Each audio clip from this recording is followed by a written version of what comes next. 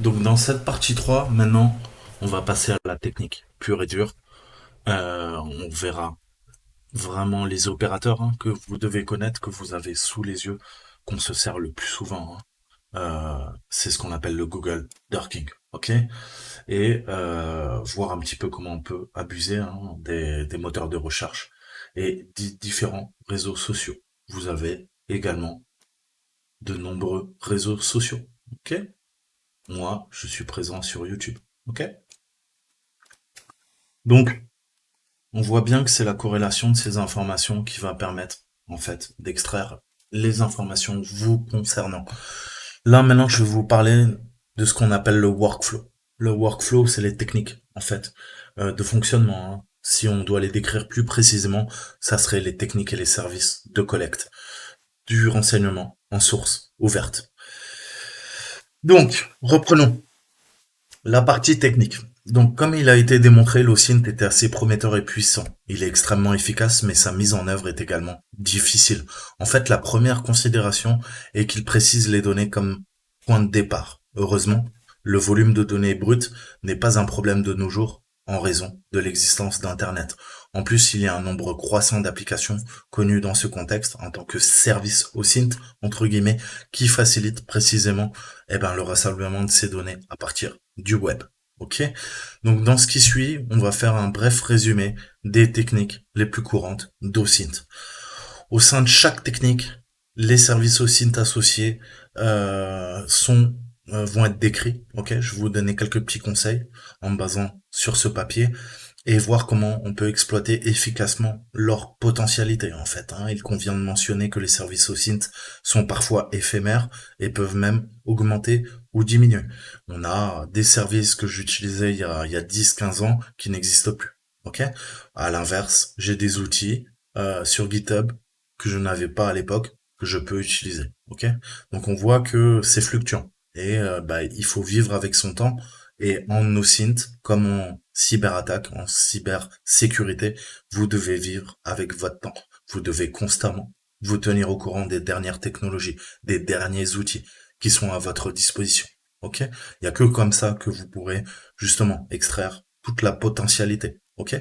Au niveau de votre cerveau, si vous êtes fait pour ce métier, et les outils qui seront un peu votre couteau suisse, qui permettront d'exprimer en fait votre potentialité. Ok. Et le but, je vous l'ai dit, chaque enquête, c'est de pas perdre du temps. Le temps, c'est de l'argent, mais surtout, c'est ne pas perdre du temps sur des choses qui sont triviales. Se focaliser sur les choses les plus importantes. Et comme je vous le disais dans la partie 2, c'est pour ça qu'on raffine l'information. Ok. On va chercher les choses importantes. Les choses qui sont triviales ne nous intéressent aucunement. Parlons des moteurs de recherche. Tout le monde connaît les moteurs de recherche. Je peux vous citer Google, Bing, Yahoo. Il y en a plein d'autres. On a Yandex côté russe. On a du chinois. Ok, on a vraiment pléthore et du français. Ok, mais bon, je vais pas tous les citer, ça sert strictement à rien. Mais en gros, l'utilisation traditionnelle de ces moteurs de recherche, c'est la technique la plus simple, déjà, pour commencer à appliquer nos techniques d'OSINT. Ces moteurs de recherche sur le World Wide Web, ils permettent de faire une requête textuelle. Ok, je vais taper des mots-clés et essayer de fournir des informations qui correspondent à l'entrée. Ça, c'est le but des moteurs de recherche. Je tape tarte aux pommes. Tarte aux pommes, c'est quoi? C'est une requête textuelle. Qu'est-ce que va faire Google? Si je dois citer que lui, il va me fournir toutes les informations qui correspondent à l'entrée. Mon entrée, c'est quoi? C'est la tarte aux pommes. Je vais récupérer toutes les informations de tarte aux pommes. C'est super intéressant. Et on voit que ça fonctionne très bien. Tous les jours, on utilise les moteurs de recherche et les informations précieuses sont renvoyées à l'utilisateur. Néanmoins, le nombre de résultats peut être écrasant, harassant, ok? Et ça peut même être contre-productif. C'est là qu'intervient le Google Dorking, ok? Un bon enquêteur, il doit savoir spécifier les demandes au sein d'un moteur de recherche selon les résultats qu'il souhaite avoir. Des services tels que Google ou Bing prennent en charge des filtres pour affiner les recherches et récupérer exactement le type d'information qui nous intéresse. Par exemple, l'utilisation des doubles quotes permet de faire des correspondances. On a également et ou, ok? Or, and, ici. Donc tout ça, ça va nous permettre d'affiner, c'est ce qu'on appelle les opérateurs logiques, et qui vont nous permettre de définir une certaine logique, comme le wildcard, par exemple, comme un caractère générique, qui signifie tout. Vous le savez, on l'utilise beaucoup en informatique. Donc ça permet également l'introduction de conditions, telles que un type de fichier pour spécifier un certain type de fichier à un site précis pour limiter les résultats à une partie du web spécifique. Si je fais, qu'est-ce que je peux vous donner? Site 2.1000, je vais requêter que sur les noms de domaine du secteur militaire. Ok? Ça, c'est un exemple. Donc on voit qu'on peut, grâce aux opérateurs logiques, justement filtrer l'information, et qui sait filtrer l'information gagnera du temps. Ok? Donc Yahoo, à son tour, lui, il n'autorise pas certains filtres spécifiques, mais on peut quand même restreindre la date, la langue, le résultat des pays, les résultats, pardon, en fonction des pays. Ok? On le fait tous naturellement en fait. Ça, il n'y a pas besoin d'être un hacker pour le savoir. Et on a le moteur de recherche DuckDuckGo que je vous conseille, qui est particulièrement intéressant car il ne suit pas l'utilisateur ni ne cible l'adresse IP ou l'historique des recherches. Ok? Donc à privilégier, honnêtement, pour moi c'est un des meilleurs moteurs de recherche à l'heure actuelle. Mais il faut pas oublier que quand on fait de l'OSINT, on peut pas se contenter d'un seul moteur de recherche. Il va falloir aller requêter sur l'ensemble des moteurs de recherche qui sont à votre disposition. Certains peut-être seront filtrés. Ok?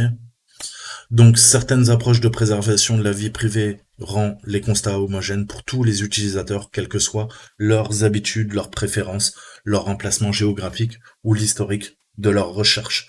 De plus, certains moteurs de recherche ont été conçus pour des territoires spécifiques. Je vous parlais de Yandex, qui est bien connu en Russie et en Europe de l'Est, ok, et qui met en œuvre des opérateurs de recherche pour restreindre la recherche par URL, type de fichier, langue, date. On a Baidu, un autre service de recherche utilisé en Asie, chinois, et comprend non seulement la barre de recherche par mots-clés typiques, mais permet de faire quelques petits plus en termes d'OSINT, tel qu'un réseau social, ok, qui est l'équivalent de Facebook chinois, une section de questions-réponses, FAQ, une bibliothèque virtuelle et même une encyclopédie. Il y a aussi la recherche de moteurs pour la communauté arabe. On a Yamli ou Ekto, qui sont beaucoup moins employés. Ok, donc on aura tendance à se focaliser sur des moteurs de recherche qui concernent notre cible. En effet, je vais pas utiliser un moteur de recherche chinois si je dois faire de l'OSINT sur une société américaine. Vous l'avez bien compris, ça resterait totalement contre-productif.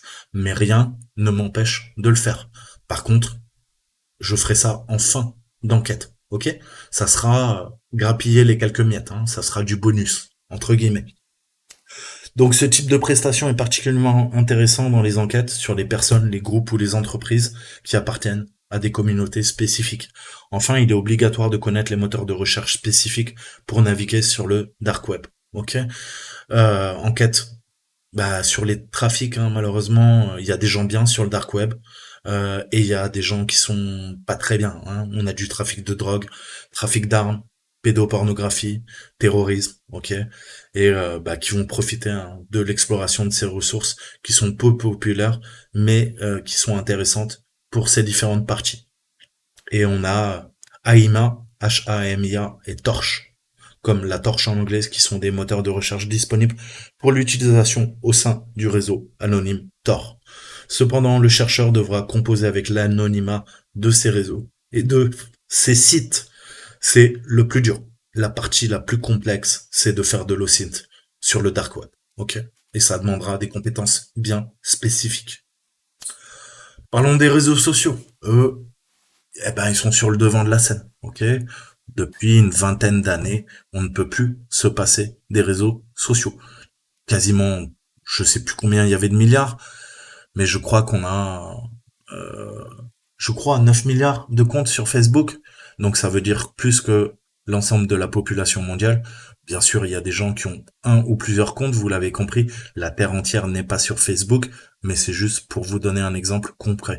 Donc on voit que on a l'exposition de la vie quotidienne des individus, des organisations qui sont sur les réseaux sociaux. Et encore une fois, on n'a pas besoin d'avoir beaucoup de techniques ou d'être très scrupuleux, en tout cas dédié à sa tâche pour récupérer des informations. On peut le faire très facilement, ok? Et ça ne demande pas de compétences, de connaissances avancées. Donc on va voir les applications qui offrent une recherche précise, hein, dans le cadre de l'OSINT, et on va décrire quelques réseaux sociaux les plus connus et les plus utilisés dans le monde. Là, vous l'avez, ok? Vraiment ça vous servira de base. Il faut vraiment connaître en fonction des secteurs d'activité, en fonction des secteurs géographiques, je vais utiliser tel ou tel réseau. Ok? Qu'est-ce que je peux vous mettre d'intéressant? Je vais vous mettre ça. Ça, c'est la partie récupération d'adresses et de noms d'utilisateurs pendant que je développe.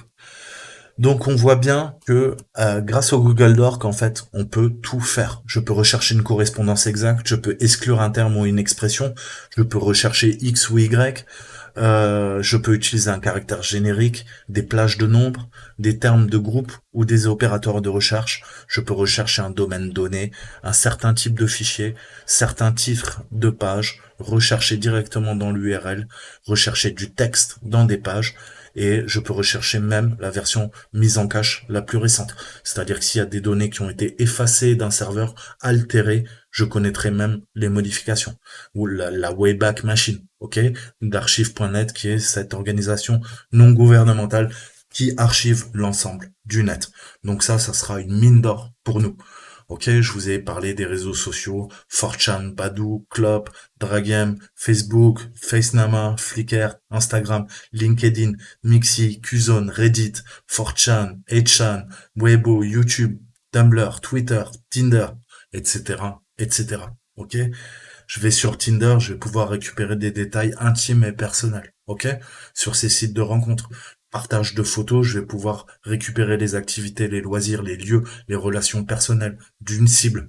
Je vais aller sur Instagram, je vais connaître les habitudes, les lieux, les relations personnelles. Je vais sur LinkedIn, je vais pouvoir comprendre les formations, les compétences linguistiques, les compétences techniques de ma cible. Ok? Quelle est l'historicité?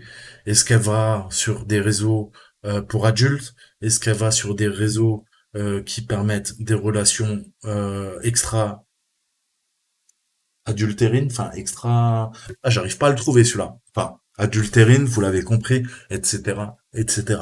Donc on voit qu'on peut récupérer un paquet d'informations et ne serait-ce qu'avec une photo, quand bien même la personne a pris un pseudonyme, on pourra analyser les photos et en tirer des conclusions. Est-ce que c'est bien la personne? Est-ce que c'est un fake? Est-ce que c'est un sock puppet? Est-ce que c'est une fausse photo? Etc., etc., etc. Le premier truc que vous faites quand vous rencontrez quelqu'un sur Internet, prenez sa photo, rentrez-la dans un moteur de recherche d'images inversé et vous verrez si vous parlez vraiment avec Tatiana et qu'elle est folle de vous et qu'elle a envie de vous rencontrer, ou vous travaillez avec un sock puppet qui est en train de vous manipuler et qui va vous faire chanter ou qui va essayer de vous extorquer de l'argent, ok? Ce qu'on appelle le chantage affectif, ok, qui est très présent en Afrique. Ok, on va prendre des femmes esseulées, on va aller sur les réseaux sociaux, on va gagner leur confiance et on va leur soutirer de l'argent. Donc, Facebook, magnifique, hein, financé par la NSA, on le sait tous, mais Facebook, réseau social répandu dans le monde entier avec des millions d'utilisateurs. Ça peut être considéré comme vraiment un microcosme, un journal précis de la société, des opinions et des commentaires qui sont abordés par les abonnés. Donc c'est une mine d'or en fait. On va pouvoir dresser le profil de notre cible et très souvent les jeunes donnent leur emploi, leur éducation, d'où ils viennent, qu'est-ce qu'ils ont fait, quels sont leurs amis, leur âge. Ils postent leurs amis en photo, ils postent ce qu'ils mangent, ce qu'ils font. Donc on peut apprendre beaucoup d'informations. Ok, un exemple, un hacker, un black hat va chercher sur les réseaux sociaux les administrateurs système notamment, et peut-être qu'il y aura un administrateur système qui sera un peu fatigué et qui dira 2 jours sans dormir, on a eu de gros problèmes réseau avec nos pare-feu FortiGate. Ok, le Black Hat tout de suite va savoir que c'est le moment de lancer une cyberattaque et que les systèmes de pare-feu qui protègent l'entreprise sont des FortiGate. Il va même pouvoir récupérer les numéros de série ou les numéros de modèle pour trouver toutes les failles majeures publiques qui sont connues ou développer un exploit personnalisé et faire une faille 0D. Ok? Donc tout ça, à partir d'une information qui peut paraître très triviale, malheureusement, ça peut être un vecteur d'attaque pour les individus, pour les entreprises. Il faut en être conscient. YouTube, c'est pareil, c'est une grande communauté autour d'intérêts partagés, c'est le cas de le dire. Ce n'est pas seulement précieux pour le contenu téléchargé par un utilisateur, les thèmes, les images, les scènes, ce qu'il recherche sur YouTube, mais on va pouvoir en apprendre un peu plus de sa psychologie, quels sont ses centres d'intérêt. Twitter est principalement utilisé pour la communication en direct et il est courant de trouver des publications personnelles par le biais d'une chronologie. Outre les informations personnelles révélées par le profil, il est particulièrement intéressant de voir l'opinion au niveau des tweets, ok, les relations et qui suit les tweets, le gars qui tweet, les utilisateurs, hein, et quels sont les goûts et quelles sont les orientations politiques des publications, notamment. Donc on peut vraiment déduire l'orientation de la cible sur certaines questions, ses intérêts, quelles sont ses motivations, et connaître aussi au sein d'une organisation et voir si éventuellement une personne peut être dangereuse. Dangereuse pour elle-même, dangereuse pour ses proches ou dangereuse pour son entreprise. C'est pour ça que maintenant, n'importe quelle grosse boîte pour laquelle vous travaillez, attention, elle va utiliser des techniques d'OSINT pour tracer tout ce que vous faites sur Internet. Hein. Il y a des antécédents en Angleterre, des gens qui ont perdu leur travail à cause de posts sur Twitter ou sur Facebook. Faites attention. Donc, il est possible de chercher sur la toile, hein, sur les plateformes, des mots-clés, des expressions exactes, des hashtags, via la langue, la date, et on voit que ça nous permet d'apporter beaucoup de réponses quand on cherche sur quelqu'un. Instagram, on voit, on est dans cette société du spectacle, comme disait Guy Debord, et la société moderne, c'est partager ses photos, les lieux où vous êtes, les activités que vous faites, et donc ça permettra aussi de profiler la cible en fait. Hein. Et grâce les métadonnées, si les métadonnées n'ont pas été effacées des photos, on pourra tout à fait vous géolocaliser via Tumblr, via Flickr. LinkedIn est extrêmement puissant, ok? Pour le boulot, mais pas que. Hein. Qui dit boulot, dit recherche de boulot, dit titre, dit emplacement, dit organisation, dit motivation. Donc dans ces profils professionnels, c'est pour ça qu'il y a énormément de trolls sur LinkedIn parce que ça permet de récupérer les informations complètes. Hein. Généralement, quand on se met en avant, on développe au maximum son CV, ses expériences professionnelles. On peut récupérer adresse mail, numéro de téléphone cellulaire, etc., etc. On voit les informations sur l'emploi, le niveau d'éducation, les compétences, les langues et les relations d'affaires d'un individu. C'est extrêmement important. Et il convient également de considérer en fait les sites de rencontres. Comme je vous disais, vous êtes à la recherche d'un partenaire et vous êtes en couple, ça voudra dire que on a trouvé une faille. Déjà, on pourra vous faire chanter et dire écoute, si tu fais pas ce qu'on te dit, on va tout balancer à ta femme ou à ton mec. Ok, on a des services comme Tinder, Badoo qui sont utiles pour enquêter, récupérer des informations de base, le caractère personnel, les intérêts, les préférences, les comportements de la cible. Tout ça, ça fait partie du profiling. Enfin, il est possible de parcourir les communautés en ligne, qui se ressemblent beaucoup en fait en termes de réseaux sociaux. On a les articles, les sujets des forums, les interactions que vous faites sur les fils de discussion, les fameux threads, et ce que vous dites, ce que vous pensez, tout ça sera exposé. Et même si les utilisateurs sont généralement anonymes, on peut par corrélation parfois récupérer des contenus qui peuvent être de l'intimidation, de la pornographie, des menaces, etc., etc., etc. Et ça pourra se retourner contre la cible ou contre votre petite personne. D'autre part, il y a des réseaux sociaux qui sont généralement utilisés dans des régions spécifiques. C'est pour ça qu'on va se focaliser. Si je dois attaquer la Chine, je vais sur Qzone, Weibo, Renren. Ok. Donc on va avoir des blogs, des journaux intimes. Bien sûr, il y aura la barrière de la langue, mais avec un linguiste, ça pose aucun problème. Euh, et On a quand même la possibilité hein, de traduire, même si Google Trad c'est pas la panacée. Ça permet déjà au moins de faire un premier tri et de comprendre un petit peu. Après, il faudra un linguiste dédié qui parle parfaitement la langue et qui vous traduira tout. Ok. D'où l'intérêt d'être polyglotte, de parler plusieurs langues. Donc, on voit que en fonction des contacts, je dois attaquer l'Europe de l'Est, je vais aller sur V contact, ok, et VK, et qui est VK, et je sais que c'est très populaire, et c'est un peu comme Facebook en fait, hein, pour les Russes, pour tous ces pays d'Europe de l'Est. Et je vais pouvoir partager des fichiers, parler en russe, gagner la confiance des gens, et me faire même passer pour un Russe, si j'ai une bonne maîtrise de la langue et c'est utilisé par les adultes. Donc encore une fois, je vais pouvoir récupérer beaucoup d'informations. Ok, voir les amitiés réelles, les anciens compagnons, les anciens amis, et c'est pareil pour Facebook, hein, ni plus ni moins.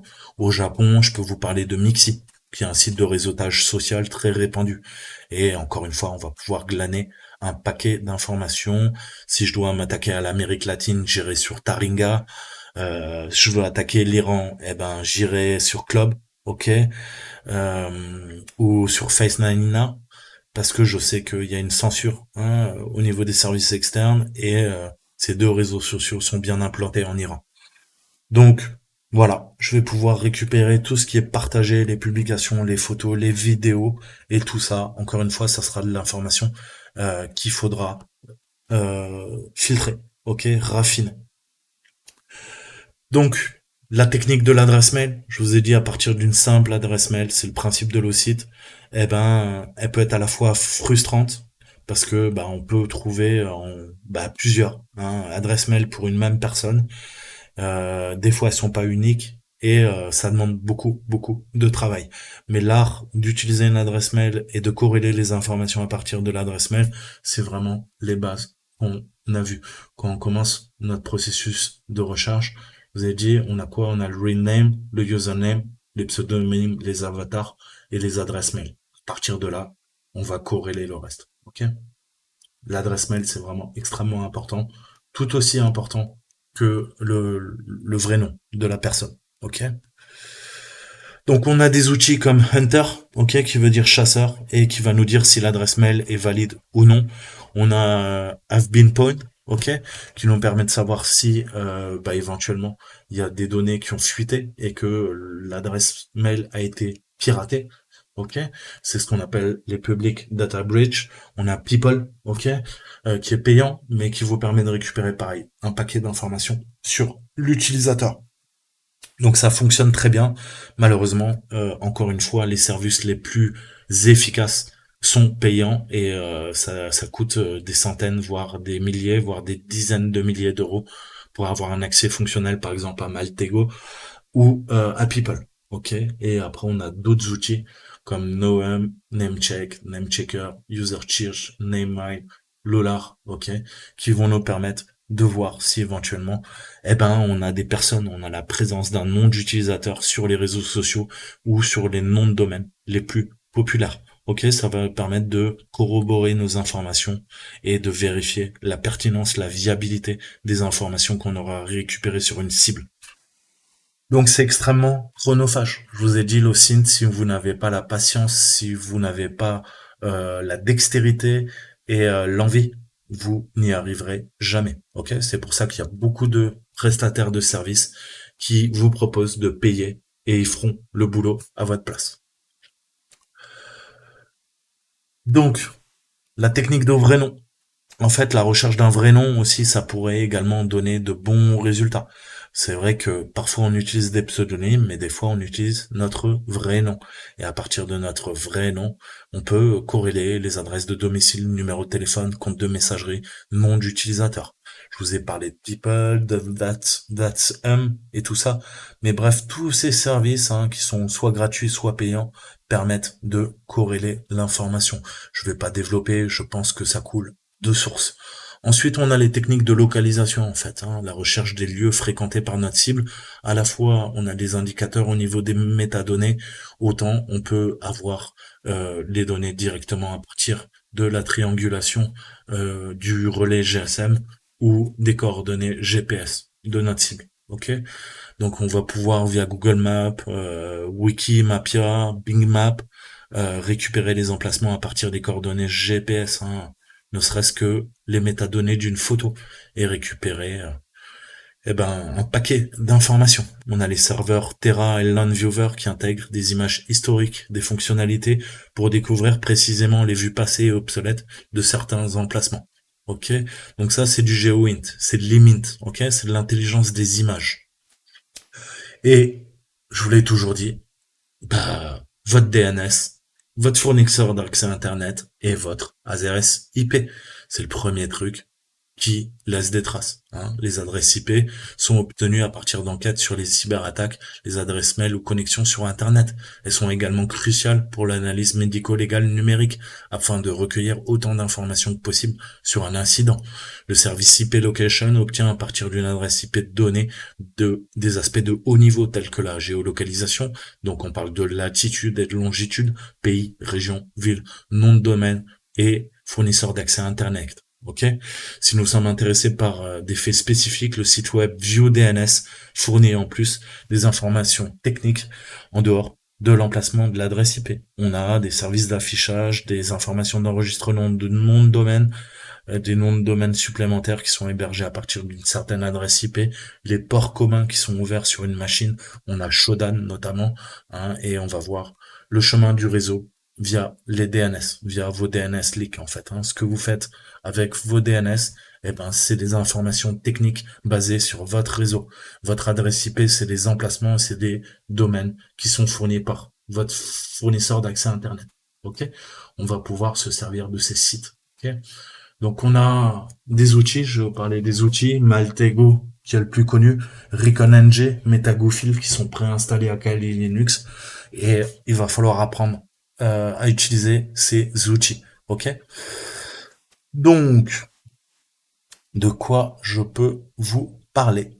Je vais vous parler des outils. Ok. Les outils.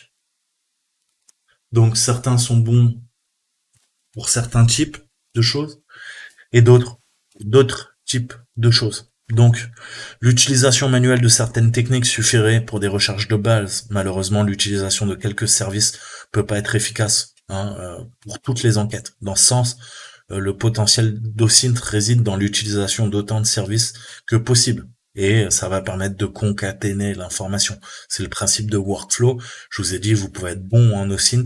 Si vous n'avez pas la connaissance des outils, si vous ne vous intéressez pas aux derniers outils qui sortent dans le domaine public, privé, civil ou militaire, vous serez en perte de vitesse. Ok, toujours vivre avec son temps, comme je vous le disais tout à l'heure.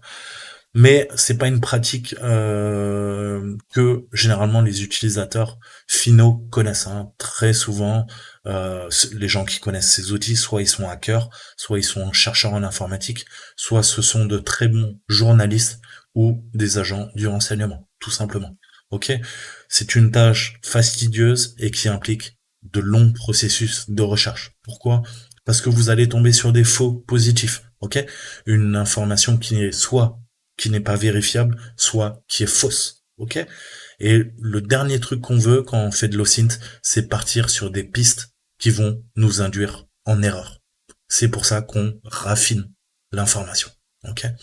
Donc on va mettre en place ce qu'on appelle des workflows en interne et ça va nous permettre, c'est le workflow, c'est le processus en fait de raffinage de l'information grâce à des outils au site, ok, qui soient en ligne ou qui soient hors ligne sur mon Kali Linux. Donc on a différentes plateformes de fonctionnement, certaines sont gratuites, certaines sont payantes. Mais je vais vous parler de Fokker, fingerprinting organique, c'est celui-là, ok. Et c'est toutes les archives collectées en fait. Hein. La principale contribution de Fokker, conçue par ElevenPass, c'est l'extraction et l'analyse des métadonnées présentes dans les documents électroniques. Cette application peut être utilisée à la fois sur des fichiers locaux présents dans notre ordinateur ou des documents externes qui sont téléchargés à partir d'une page web à l'aide des 3 différents moteurs de recherche, Google, Bing, DuckDuckGo. L'OFAC, en fait, il considère une grande variété de formats tels que on a Microsoft Office, des PDF, OpenOffice, Adobe InDesign, des fichiers SVG, etc., etc. Cette application extrait les informations cachées des fichiers et les traite pour montrer à l'utilisateur les aspects pertinents. Quelques détails découverts avec cette procédure sont les noms des ordinateurs liés aux documents, l'emplacement où les documents ont été créés, les systèmes d'exploitation utilisés, les vrais noms, les adresses mail des utilisateurs, les données des serveurs, les dates de création, tout ce qui est métadonnées, plage d'adresse IP, hein, réseau interne, sous masque réseau.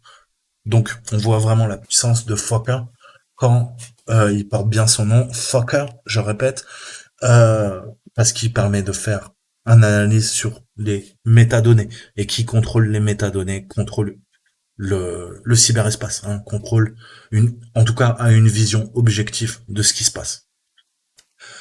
Donc on va pouvoir relier les URL, les noms de domaine, les recherches DNS, les serveurs de messagerie, hein, les NS, les MX, les SPF. Je vous laisserai chercher ce que c'est. Les adresses IP, je vous disais la numérisation PTR et également s'il y a des adresses IP des réseaux ou des moteurs de recherche qui ont fourni les 10 documents. Ok, on va corréler toutes ces informations. Cet outil est généralement utilisé dans le secteur de la sécurité, car il permet de tester une entreprise. Hein. Quand on fait du pen testing, on va d'abord attaquer et voir ce qu'on peut récupérer avec Foka. Et c'est un très bon rendement au niveau des résultats. Par contre, ça génère beaucoup de métadonnées, des faux positifs, mais on voit que les entreprises ne nettoient généralement pas les métadonnées à partir de fichiers téléchargés sur le réseau. Ça veut dire que n'importe qui de l'extérieur va commencer à pouvoir accumuler des données sur l'entreprise, sur la cible, ok? Une des techniques des hackers, avant qu'il y ait Internet, on faisait des poubelles, ok? On allait la nuit, hein, fouiller les universités et les grandes compagnies.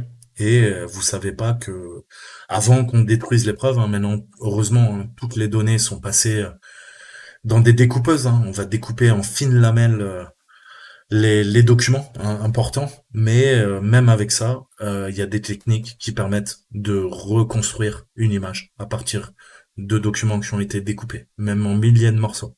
Vous inquiétez pas, ça, les agences de renseignement, ils savent très bien faire. Ok? Eh ben, c'est la même analogie. On peut récupérer, en fait, des petites bribes de papier. Ça sera vos métadonnées sur Internet. Ensuite, Maltego, la pierre angulaire de l'OSINT. Une des applications les plus connues. Maltego, laissez-moi vous donner un petit exemple. Vous allez comprendre. Je vous parlais de la théorie des graphes. Eh ben, c'est exactement ça. Maltego, on va pouvoir créer un réseau, un nuage de points, et grâce à ça, c'est préinstallé sur Kali Linux. On va pouvoir avoir une vision objective au niveau du réseau, les NS records, les netblocks, les URL, mais je peux tout à fait remplacer ça par des individus, des groupes terroristes, des criminels, et autant je peux travailler sur des infrastructures, autant je peux travailler sur des cibles, sur des individus, ok? Maltego vous permet de faire les deux. Ok, soit vous attaquez une architecture et vous analysez l'architecture, soit vous analysez un groupe d'individus. Ok, les deux sont possibles. Là, sur cet exemple, vous voyez bien qu'on traite des données informatiques, des métadonnées. On parle de serveurs. Ok, le premier truc que font les Black Hat avant d'attaquer, lancer une cyberattaque, on va, grâce à Maltego, faire un footprinting. Okay, on va récupérer une empreinte digitale du cyberespace qu'on va venir attaquer. Quels sont les liens de relation, quelles sont les filiales, quelle est la maison mère, ok, sur quel pays s'étend le réseau de télécommunications, les serveurs, etc., etc. Donc ça, c'est la phase de reconnaissance. Donc Maltego, en fait, on peut récupérer tout. Enregistreur DNS, WHOIS, moteur de recherche, on a plein d'interfaces de programmation, récupérer des métadonnées, et c'est ce qu'on appelle orienté graphe, ok? Analyse orientée sous forme de graphe. Et les graphes, c'est la puissance des graphes. Tout de suite, pour représenter des métadonnées, c'est extrêmement puissant. On a 4 composantes qu'il faut retenir pour Maltego. Je vous ferai des cours dessus. N'hésitez pas à me faire des dons pour que je puisse m'acheter la version payante. Je crois qu'il y a 5 000 € par an. Je ferai une petite cagnotte. Plus sérieusement, on a quoi? On a l'entité qui est un nœud du graphe, en fait, qui représente la découverte d'éléments d'information. Certaines entités, par défaut, sont réelles. Nom, adresse mail, nom d'utilisateur, profil de réseau social, entreprise, organisation, site web, document, affiliation, nom de domaine, etc., etc. Ok? Par ailleurs, nous pouvons également définir des entités personnalisées pour notre enquête. Donc là, on voit qu'on peut gérer la palette au niveau des entités. Ensuite, on a le transform. Le transform, c'est très intéressant. C'est un snippet, c'est un morceau de code qui est appliqué à une entité et qui va faire une fonction bien précise. J'ai par exemple le transform to IP adresse. Ok? Donc, je vais lui donner des adresses IP et lui, il va tout me résoudre en DNS. Ok? À partir d'une adresse IP, et ça va me permettre de convertir toutes mes adresses IP que j'ai récupérées via mes techniques d'OSINT, et lui, il va me corréler ça à des noms de domaine, que j'ai une vision beaucoup plus objective. Donc ça permet de faire de l'analyse, de trier, de propager le processus de recherche. C'est le principe de raffinement de la donnée. De façon récursive, je vais prendre toutes mes entités et je vais travailler dessus. Donc Maltego, vous commencez avec quelques points. Au bout de quelques heures, quelques semaines, quelques mois, en fonction de la cible, eh ben, vous allez récupérer des milliards de points. Ok? Donc les adresses IP, mais ça peut être aussi des gens. On a la machine. Les machines, elles, c'est un ensemble de transformations définies qui vont s'exécuter automatiquement et qui vont concaténer le long processus de recherche. Vous cliquez sur un bouton, vous laissez la machine tourner et au bout de quelques minutes, voire quelques heures, ça dépend de ce que vous faites, eh ben, le graphe va devenir immense. Vous allez pouvoir le trier et vous verrez votre nuage de points et vous pourrez extraire tout en base de données, puisque tout ce que vous voyez de façon visuelle, après c'est archivé en base de données, on va pouvoir aller requêter en base de données. C'est tout l'intérêt. Et enfin, on a les hubs, ok? On a des sociétés qui font ça gratuitement ou non, mais on a des modules, si vous voulez, qu'on peut télécharger en SU, et ils sont faits par des développeurs officiels, et ça va permettre de faire de nouvelles actions. Je vais avoir des modules dédiés à la cybersécurité. J'ai des modules qui sont dédiés aux cyberattaques. Ok? Et c'est extrêmement puissant. Maltego est un des meilleurs outils au monde pour peu qu'on sache l'utiliser. Ensuite, on va voir notre ami MetaGoFil. Pareil, allez rechercher, ils sont tous préinstallés sur Kali. Et si vous les avez pas, eh ben vous avez GitHub, ok? N'oubliez pas. Donc MetaGoFil, ça fonctionne un peu comme Fokker. C'est un outil de rassemblement qui télécharge les fichiers publics trouvés dans un domaine cible et qui va extraire à partir des URL, à partir des métadonnées, pour produire de la connaissance. Ça va générer un rapport utile pour les pentesters avec des noms d'utilisateurs, les noms réels, la version des logiciels, le nom des serveurs, des machines, etc., etc. C'est vraiment très puissant. Et ça permet de faire de l'OSINT et on va pouvoir filtrer le type de fichier. Je vais pouvoir demander, par exemple, que des PDF, des docs, des XLS, des PPT, des ODB, des ODS, du docx, du XLS, du XLSX, du PPTX, bref, tous les formats qui permettent de traiter de l'information en entreprise, que ça soit des tableurs Excel, que ça soit de la donnée sous fichier, sous forme de fichier texte. En réduisant les résultats, et on va pouvoir affiner par granularité, choisir le nombre de documents à télécharger, déterminer le répertoire de travail, où sont téléchargés les fichiers, les enregistrer et les traiter pour en écrire et en faire une sortie qui pourra être traitée également en base de données. Ensuite, on a reconnaissance. Reconnaissance, c'est ReconNG, ok? C'est un framework de reconnaissance qui est similaire à MetaGoFil et il présente une interface en ligne de commande qui permet de sélectionner un module et qui va permettre de faire de l'OSINT. On va définir quelques paramètres et ensuite il va travailler pour nous. Il va aller requêter directement sur les moteurs de recherche. Ça nous évitera de faire des requêtes manuelles directement sur les moteurs de recherche. Et via PGP Search, on peut chercher des clés de chiffrement public PGP. Et Full Contact nous permet de rassembler les utilisateurs et les réseaux sociaux qui correspondent au profil des réseaux qu'on a dans notre base de données. On va pouvoir stocker les contacts et profiler et trouver les services en ligne correspondant à ces utilisateurs. C'est extrêmement puissant. ReconNG, s'agglutine en permanence, donc il concatène les informations et la base de données est constamment mise à jour. Ok. De cette façon, l'utilisateur dirige la recherche en sélectionnant le module impliqué et ensuite l'outil automatise la génération de connaissances à partir de ça. Le système évolue et c'est extrêmement utilisé même dans le secteur de la cybersécurité, de la sécurité informatique ou même de la police. Shodan, mon grand ami, le moteur des recherches des hackers, comme on l'appelle.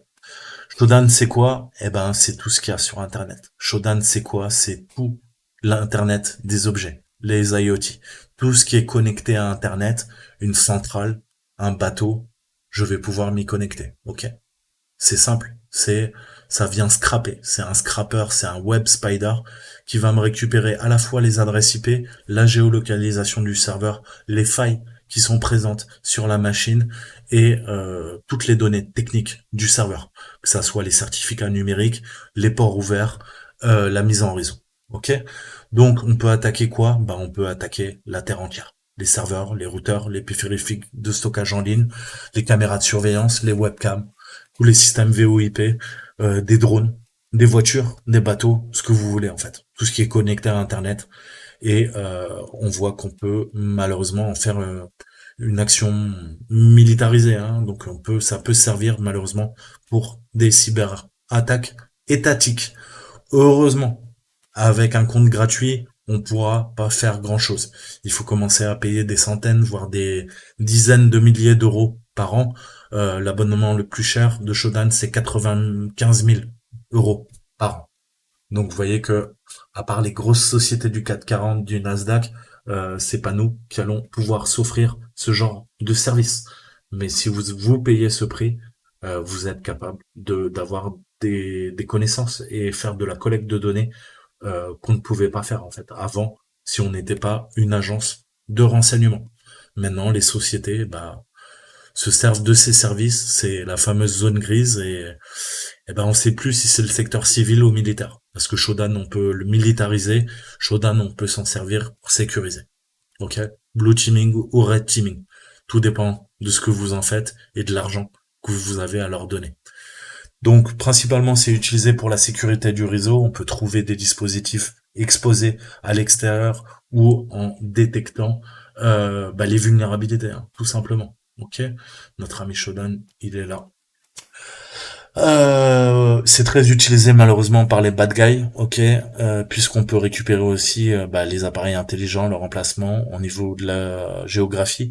On peut suivre les ransomware, ok, et voir un peu comment fonctionne l'infection, qu'est-ce qui a provoqué ce type d'infection, et on peut exfiltrer les données au format JSON, CSV, XML et générer des rapports qui sont conviviaux. C'est toute la puissance de Shodan. Et on a map.shodan.io, c'est service premium, ce qu'on appelle le Shodan Maps, qui permet des enquêtes basées sur des emplacements. Et Shodan Image, qui permet de collecter des images à partir d'appareils publics. Ok, donc là, on commence à rentrer vraiment dans la phase renseignement opérationnel. C'est dédié au secteur civil, mais bien sûr, il y a des officines du renseignement, il y a des gros groupes qui s'en servent pour espionner. Ensuite, on a Spiderfoot. Spiderfoot, c'est quoi? C'est le pied d'araignée, littéralement. C'est un autre outil de reconnaissance qui automatise et qui passe par de nombreuses sources de données publiques pour compiler et nous fournir des informations, encore une fois, qui sont pertinentes. Je reviendrai pas sur les métadonnées, c'est un peu comme tous les autres. On va récupérer adresse IP, nom, adresse mail, numéro de téléphone, et ces données sont représentées dans un graphe de type nœud avec toutes les entités et les relations prouvées. Ok, donc on va faire du renseignement. Et c'est un peu l'équivalent de Maltego. Et pareil, différents types de scans. On a le passif qui recueille autant d'informations que possible sans toucher le site cible. Donc ça, c'est assez bien pour pas se faire griller vis-à-vis de sa cible. On a la reconnaissance active qui va nous fournir beaucoup plus d'informations, mais qui risque d'alerter notre cible. Et ensuite, on a des recherches directement dans les bases de données et les moteurs de recherche qui vont nous permettre d'approfondir nos investigations, nos recherches, nos enquêtes avec un gain de temps qui sera assez conséquent. Ok. Donc cet outil peut être utilisé pour lancer des tests d'intrusion afin de relever des fuites de données et de vulnérabilités. Pour du red teaming, pour les équipes de pen testing, où ça permet de faire du threat intel, du renseignement sur les menaces. Ok. Et en plus, on peut soi-même programmer des modules Spiderfoot. Ok. Vous avez accès, c'est en open source, vous pouvez développer vos propres modules si vous êtes bon en programmation. Ensuite, on a la récolteuse. La récolteuse, et qui est The Harvester, un des plus vieilles outils. Il permet la collecte d'informations publiques liées à un domaine ou un nom d'entreprise par la recherche d'engins, ok, engin, moteur de recherche. Il est capable de répertorier les mails et héberger les noms des entreprises, les sous-domaines, les URL via une représentation HTML ou XML des résultats. Le moissonneur représente le script original en fait, qui fournit la liste des adresses email associées, tandis que Email Harvester améliore la procédure en creusant plus profondément dans les résultats. Ok, donc l'outil a été forqué sur GitHub et on a eu plein de fourches et donc on a amélioré l'outil. La première itération, c'est The Harvester qui a évolué ensuite. On a eu Spiderfoot, on a eu Email Harvester, etc. Ensuite, on a Intel Techniques. Honnêtement, ce site, je ne peux que vous le conseiller. C'est la Mecque, c'est la Bible de l'OSINT. On a un Américain qui s'appelle Michael Bazel, qui est un des meilleurs experts en renseignement source ouverte. Et en gros, vous aurez à la fois des outils sur son site pour faire des recherches. Vous aurez une large gamme de services payants, malheureusement. Et avant, l'outil était gratuit et malheureusement, à cause de cyberattaques constantes, l'accès est de plus en plus restreint. Mais on a quand même de bonnes ressources pour creuser. Et notamment, je vous conseille le livre Intel Techniques de Michael Bazel, qui fait 800 pages et qui vous apprend les mint, le techint, le GeoInt et l'OSINT. Ok. Comment, grâce à Internet, récupérer n'importe quelle information sur n'importe qui. En vérité, c'est beaucoup plus compliqué que ça, vous le savez. Ok. Donc, je vais terminer là-dessus, mais on verra la comparaison des outils au niveau de l'OSINT. Donc, tout va dépendre, en fait, de vos besoins. Qu'est-ce que vous voulez faire? Certains sont plus adaptés que d'autres pour une tâche donnée, ça je vous l'ai dit. Ok. Donc, on a, on va dire OFAC, aka FOCA, pardon, Metagophil, qui sont des outils spécifiques conçus pour cet objectif. Le premier produit semble être complet, mature, puissant. FOCA présente des fonctionnalités supplémentaires en dehors des métadonnées, analyse des fichiers, complétées par des informations qui sont dites cachées. Ensuite, si on doit rechercher des informations sur le réseau, on aura obligé Shodan, Spiderfoot et The Harvester. Ok. Spiderfoot pour analyser la topologie de la cible et récupérer des informations en interne, mais publiques. Et si on doit récupérer des informations sur webcam, système, caméra de surveillance, smart service en général, bref, tous les IoT, Shodan reste le nec plus ultra. Enfin et surtout, si le but de la recherche est de rassembler autant d'informations que possible sur une entrée donnée, les ressources de ReconNG et Maltego sont les plus complètes et renverra diverses données et relations. Le premier contient beaucoup de modules et interagit avec une base de données locale qui évolue au cours de l'enquête, comme je vous le disais, et c'est vraiment un cadre idéal pour réaliser du pen testing, des attaques de phishing, des campagnes de phishing et des attaques par ingénierie sociale et empêcher la prévention de ces attaques, voire le profilage d'une personne si on s'intéresse à une cible. Donc au contraire, si on veut éviter la ligne de commande et opter pour une interface plus conviviale, c'est sûr, Maltego c'est vraiment l'alternative en fait. On a toute une interface graphique et il est extrêmement puissant. Les autres, il faudra bouffer de la ligne de commande et être à l'aise. Ok, tout dépend du résultat en fait qu'on veut et du niveau de recherche, soit en superficie, soit en profondeur qu'on veut faire sur une cible, sur un groupe de cibles, sur une entité, sur une entreprise, etc. Voilà, je m'arrêterai là. On verra l'intégration de l'OSINT dans des enquêtes de cyberattaques. On va prendre de vrais exemples et on va voir comment font les gentils, le blue teaming, les équipes de défense dans les entreprises et comment font les méchants. Ok? soit les red teamers, les pen testers, soit les grey hats et les black hats. Ça sera pour la prochaine fois. Je vous dis à très bientôt. Ciao, ciao.